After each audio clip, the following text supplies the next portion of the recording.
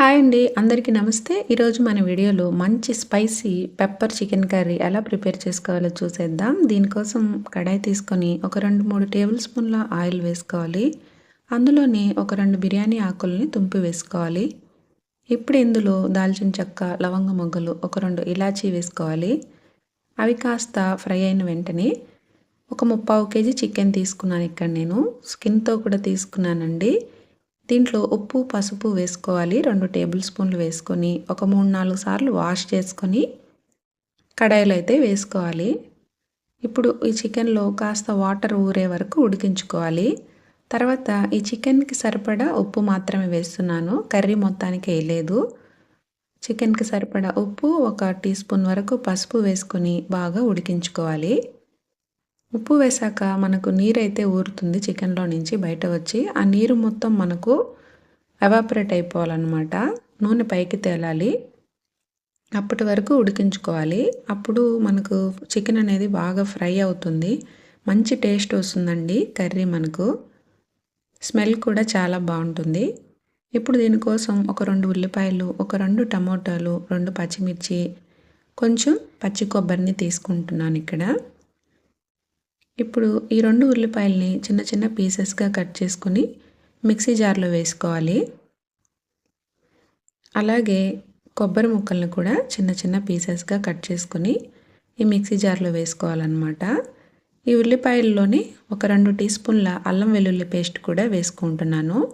అల్లం వెల్లుల్లి paste 1 month వరకు పాడవకుండా ఎలా నిల్వ చేసుకోవాలో మన ఛానల్లో ఉందండి. డిస్క్రిప్షన్లో లింక్ ఇస్తాను, ఎవరికైనా తెలియకపోతే చూడండి. ఇప్పుడైతే ఇవి మిక్సీ పట్టుకొని నూనె పైకి తేలుతున్నాయి చికెన్లో వేసుకోవాలన్నమాట. మనం కొబ్బరి వేసాం కాబట్టి చికెన్ టేస్ట్ అనేది చాలా బాగొస్తుందండి. ఇప్పుడైతే ఈ ఉల్లిపాయ, అల్లం వెల్లుల్లి వేసాం కదా, ఇవి మొత్తం ఈ పేస్ట్ పచ్చివాసన పోయే వరకు ఉడికించుకోవాలి. నాన్ వెజ్ రెసిపీస్కి మాత్రం మనం మసాలా ఇలాంటివి వేసినప్పుడు పచ్చివాసన పోయి నూనె పైకి తేలే వరకు ఉడికించుకోవాలన్నమాట. ఇప్పుడు ఈ మిశ్రమంలో ఒక 2 పచ్చిమిర్చి కట్ చేసి వేసుకున్నాను. 2 టమోటాలను కూడా సన్నగా కట్ చేసి వేసుకున్నాను. టమోటాలు మీరు మిక్సీ చేసి కూడా వేసుకోవచ్చు. చిన్న చిన్న పీసెస్గా కట్ చేసి వేసాను నేను ఇక్కడ. ఇప్పుడు ఈ చికెన్లో ఉండే ఆయిల్ పైకి తేలే వరకు ఉడికించుకోవాలి. తర్వాత ఒక 2 టీ స్పూన్ల కారం మాత్రమే వేస్తున్నాను, ఎందుకంటే మనం మిరియాల పౌడర్ వేస్తాం కాబట్టి మీ కారానికి తగ్గట్టు అడ్జస్ట్ చేసి వేసుకోండి కారం మాత్రం. ఇప్పుడు బాగా కలుపుకోవాలి. చికెన్ బాగా ముద్దగా దగ్గరకు వచ్చే వరకు ఉడికించుకోవాలన్నమాట. తర్వాత ఇందులో మిక్సీ జార్లో వచ్చిన మసాలా నీళ్ళు, ఇంకా 1 గ్లాస్ వరకు వాటర్ని అయితే యాడ్ చేస్తున్నాను గ్రేవీ కోసం. మనం ధనియాలు, మిరియాల పౌడర్ వేస్తాం అన్నమాట ఇందులో. అప్పుడు మనకు ఇంకా కర్రీ థిక్గా వస్తుంది.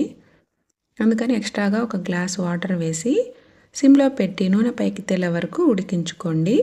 ఈలోపు మరొక కడాయిలో ఒక 2 టేబుల్ స్పూన్ల ధనియాలు, ఒక 2-3 లవంగ మొగ్గలు, 1 టీ స్పూన్ మిరియాలు, 1 టీ స్పూన్ జీలకర్ర, దాల్చిన చెక్క, ఇంకా 1 టీ స్పూన్ వరకు సోంపు వేసుకోవాలి.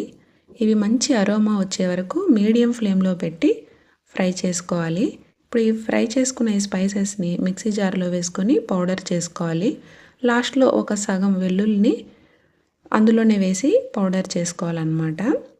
ఇంకా చివరిగా ఒక 2 కరివేపాకు రెబ్బల్ని ఫ్రెష్గా తెచ్చుకొని తుంపి వేసుకోండి. ఫ్లేవర్ సూపర్ ఉంటుంది అసలు. తర్వాత మనం గ్రైండ్ చేసి పెట్టుకున్నాం కదా ధనియాలు, మిరియాలు పౌడర్ని, ఇదైతే ఈ చికెన్ కర్రీలో యాడ్ చేయాలి లాస్ట్లో.